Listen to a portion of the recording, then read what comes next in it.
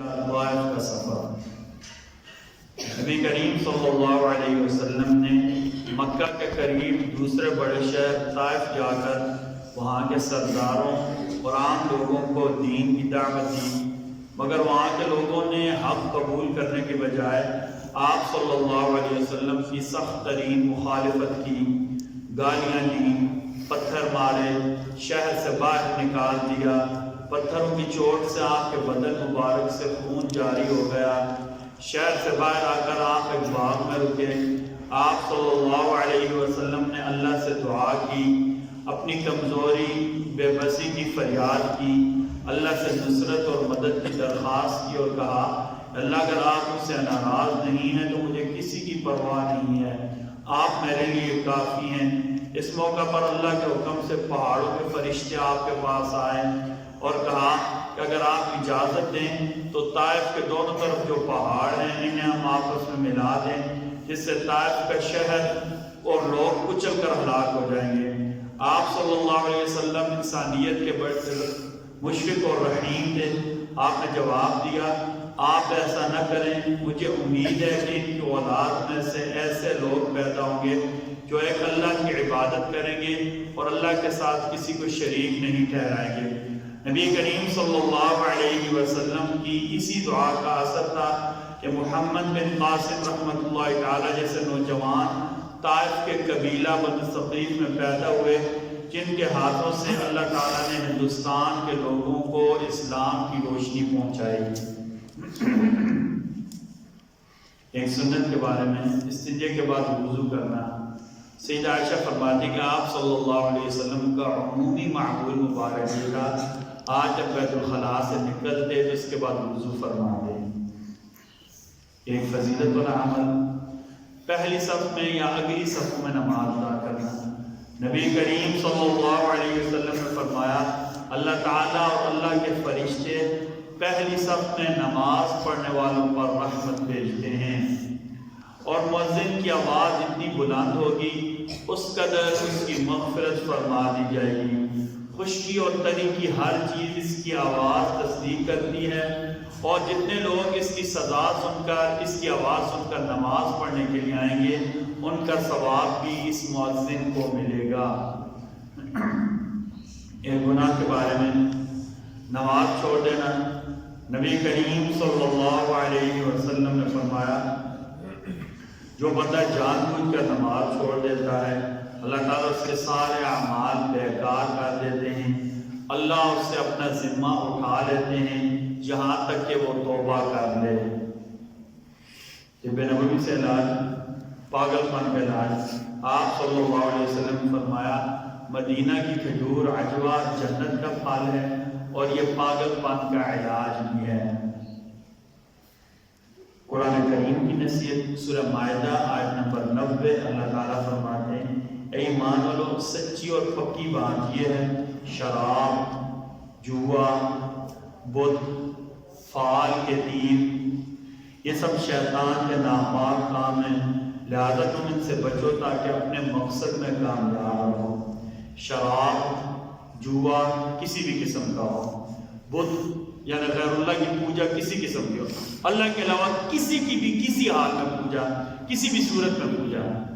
فال کھولنے کے تیر، وہ فال چاہے تیروں کے ذریعے نکالی جائے، وہ فال چاہے جو ہے نا کیا کہتے ہیں استغفر اللہ، قرآن کے آخر میں قرآن کی فال کے نام پر جو نقشے بنے ان کے نام سے نکالی جائے، وہ فال چاہے نجومی کے پاس جا کر نکالی جائے، وہ فال چاہے کسی پیر کے پاس جا کر نکالی جائے کہ ہماری شادی ہونی ہے، بتائیں ہمارے ستارے ملتے ہیں یا نہیں۔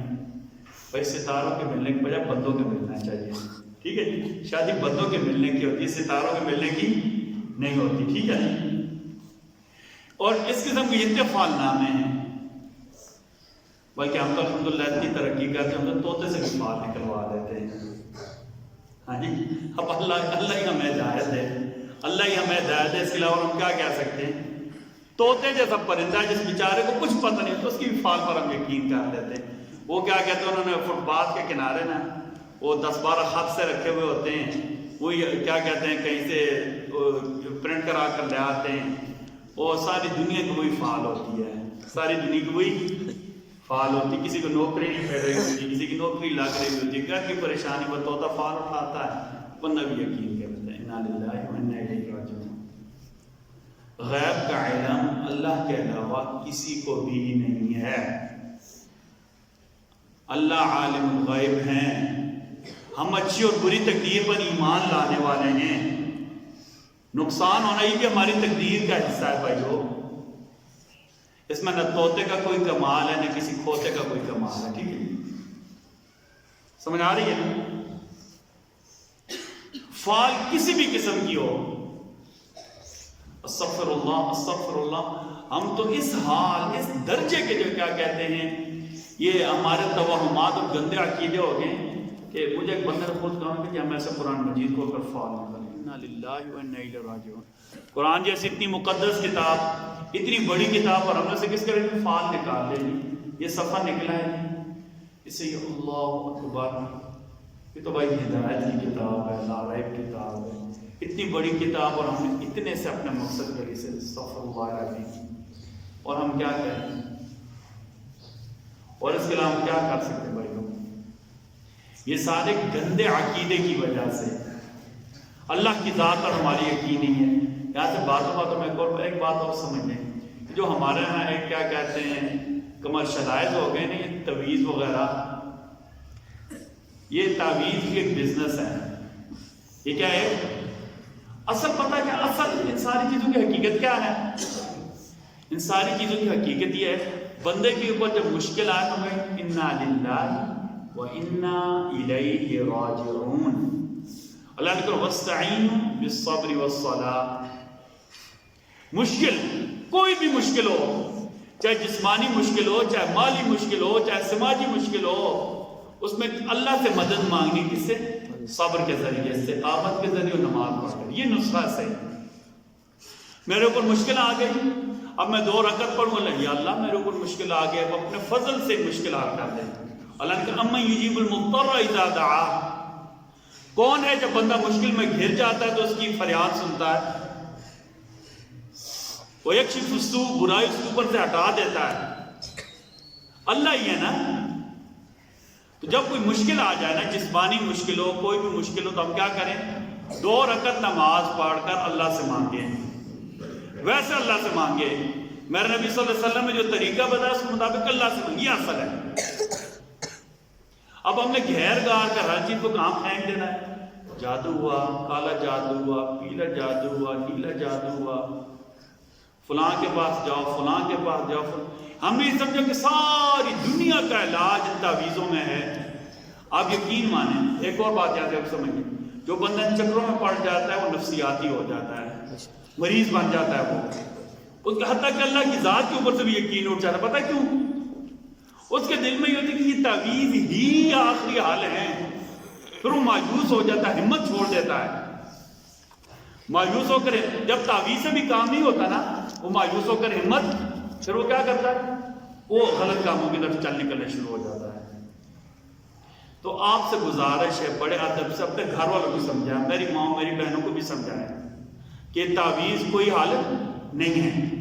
کسی درجے میں کوئی نیک بندہ چلو 1 آدھ دفعہ کر دیا، لیکن ہر بات کا ساتھ دادوں تبھی تعویذ کے لیے دوڑیں، شادی کرانی ہو تبھی تعویذ کے لیے دوڑیں، گھر میں کوئی مسئلہ ہے تبھی تعویذ کے لیے دوڑیں۔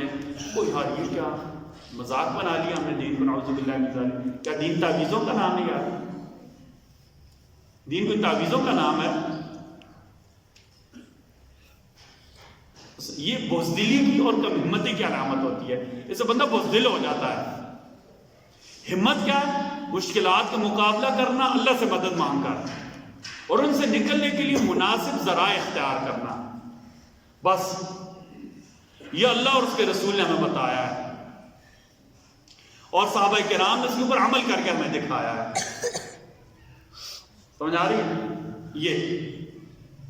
تو یہ جتنی چیزیں توہمات، ان سے بچنے کی کوشش کریں، اور یہ ساری کب شروع ہوتی ہیں؟ جب ہمارے عقیدے گندے ہو جائیں، جب غیر اللہ کے اوپر، اللہ کے سوا کے اوپر ہمارا یقین زیادہ بڑھ جائے۔ اللہ تعالی ہم سب کو کہنے سننے سے زیادہ عمل کی توفیق عطا فرمائیں۔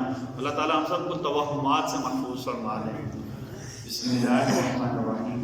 بسم اللہ والصلاة والسلام علی رسول اللہ بسم اللہ وعلی ملت رسول اللہ ربنا تقبل منا انك انت السميع العليم وتب علينا انك انت التواب الرحيم برحمتك يا ارحم الراحمين.